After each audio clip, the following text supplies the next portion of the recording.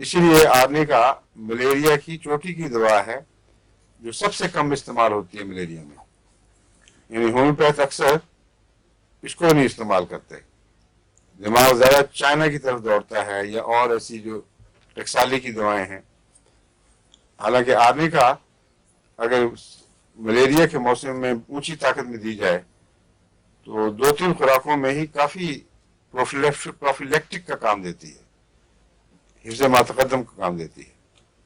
اس لیے افریقہ والے اب اس کو سن رہے ہوں گے تو ان کو پہلے بھی میں نے ہدایت بھی بھجوائی تھی یہاں سے ایک دفعہ کہ تمام مبلغین کو خود بھی اور دوسرے جتنے ہیں ان کے ماحول میں رہنے والے سب کو آنے کا 1000 طاقت میں کم از کم ہفتے میں ایک دفعہ دیں چند ملیریا کے موسم میں.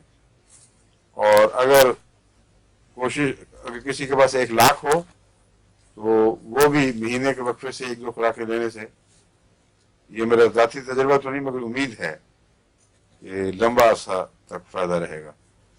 لیکن 1000 میں تو میرا تجربہ ہے کہ آنے کا ملیریا کی علامتوں کو کھا جاتی ہے اور پھر ملیریا ڈیولپ نہیں ہوتا اس سے. اندرونی تبدیلی کیا کرتی ہے ہمیں پتہ نہیں, کیونکہ یہ تو جب تک خون کا تجزیہ نہ کیا جائے ہم نہیں کہہ سکتے. لیکن یاد رکھنے والی چیز ہے, اس کو بہت کم استعمال کیا گیا اس موقع پہ. صرف آرسنک کو ملا اور بھی آرسنک ملیریا کی دوا ہے. ویسے ہی ملیریا کے دوران میں نے آپ کو کہا تھا پروفیلیکٹک کے لیے آرنیکا ہے. یہ بہت چوٹی کی چیز ہے.